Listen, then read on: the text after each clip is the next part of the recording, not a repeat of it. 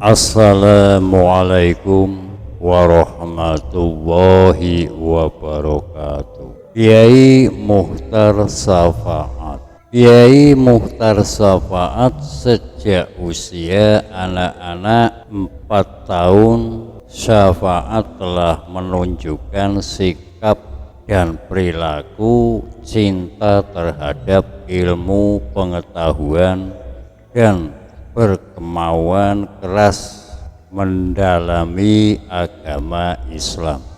Setiap sore hari ia tekun mengaji ke musola terdekat yang saat itu diasuh oleh Ustadz Haji Ghafur, dan sinilah ia mulai belajar membaca Al-Quran pada tahun 1925, usia 6 tahun. Sifat kemudian mengaji ke Kiai Hasan Abdi selama 3 tahun di desa Blokanggung, Telaga Sari, Banyuwangi. Selepas di Hitan pada tahun 1926, ia kemudian melanjutkan ke pondok pesantren Tebu Ireng, Jombang, yang saat itu diasuh oleh Kiai Hasyim Asy'ari.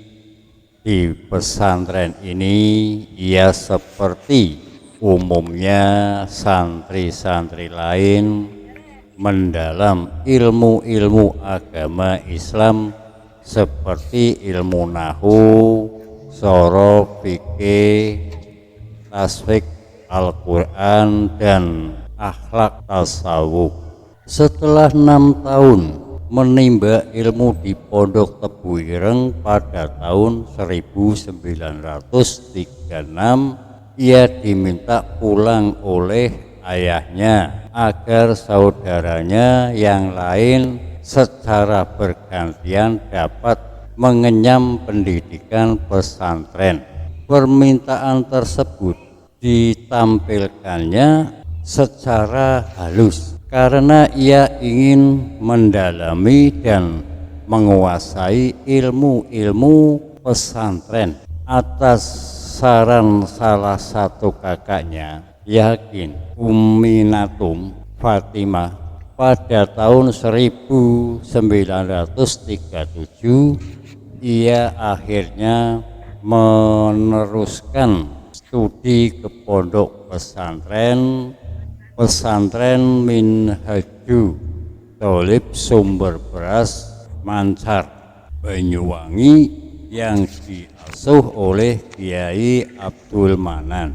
Selama menjadi santri di pondok Minhajut Tubla, saat sering jatuh sakit setelah 1 tahun, ia akhirnya pindah lagi ke pondok pesantren Tasmiril Tholiban yang diasuh oleh Kiai Ibrahim. Di pondok ini saling belajar.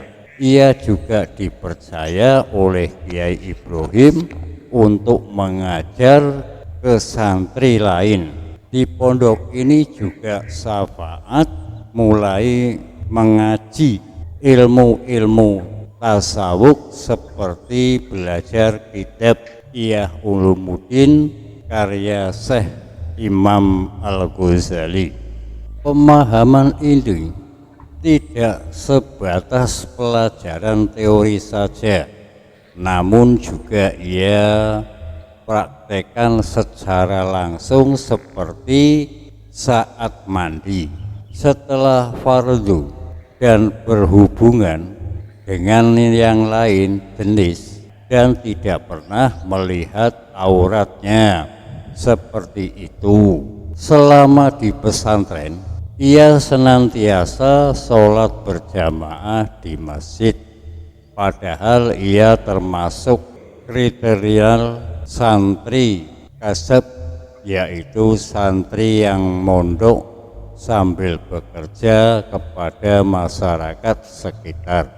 Selama masih menuntut ilmu dan merasa betul waktunya, makna Kiai Syafaat senantiasa memelihara diri dan menjaga jarak dengan hubungan lain jenis. Suatu hari ia oleh teman-teman santri dijodoh-jodohkan dengan seorang gadis masyarakat sekitar Pondok Transmit Tolabat.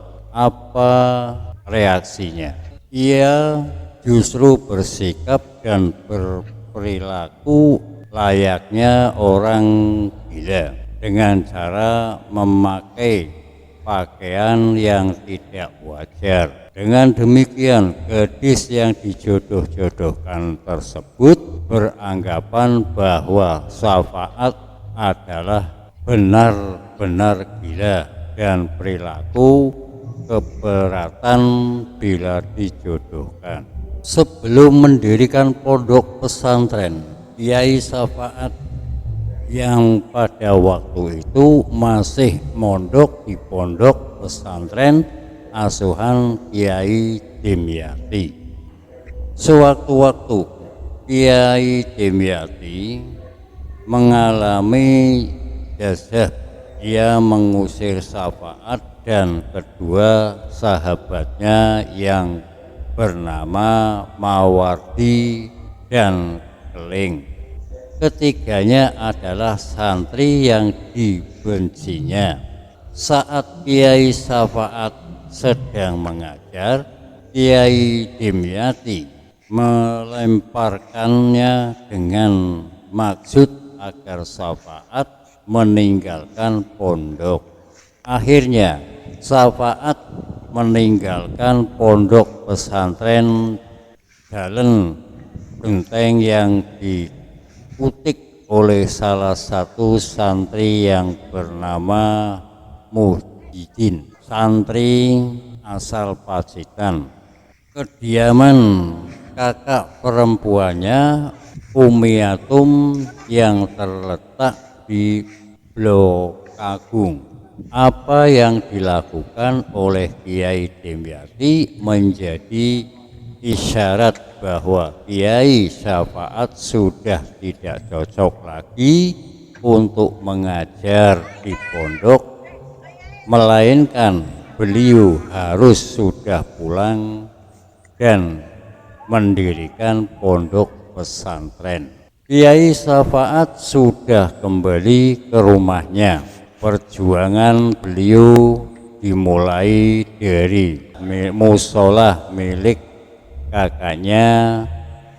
Mula-mula beliau mengajarkan Al-Quran dan beberapa kitab dasar kepada para pemuda masyarakat sekitar dan diikuti oleh para santri yang dulu pernah belajar di pondok pesantren. Beberapa bulan berikutnya, musalaf tersebut tidak dapat lagi menampung para santri yang ingin belajar kepadanya. Melihat kondisi demikian, Kiai Syafaat merasa prihatin sehingga berkeinginan untuk pindah keluar daerah Blok Agung. Namun oleh Kiai Soleh dilarang dan bahkan kemudian dinikahkan dengan seorang gadis bernama Siti Maryam, putri dari Bapak Karto Diwiryo Abdul Hadi. Setelah menikah, beliau pindah ke rumah mertuanya. Di tempat yang baru ini juga sudah ada musolahnya dengan ukuran 7 kali 7 meter. Dalam kurun waktu suatu tahun jumlah santri yang belajar bertambah banyak sehingga musola ini juga tidak cukup untuk menampung santri. Kemudian muncullah ide untuk mendirikan sebuah masjid yang lebih besar untuk keperluan saat dan belajar. Beliau memerintahkan para santri untuk mengumpulkan bahan bangunan untuk keperluan pendirian masjid. Peristiwa tersebut terjadi pada tanggal 15 Januari 1951. Dalam perkembangan selanjutnya tinggal inilah yang dijadikan sebagai peringatan berdirinya Pondok Pesantren Darussalam Blongkanggung. Dalam mendirikan pondok pesantren ini, beliau dibantu oleh teman-temannya Kiai Muhyiddin dan Kiai Mu'alim. Kiranya cukup sekian dulu. Wassalamualaikum warahmatullahi wabarakatuh.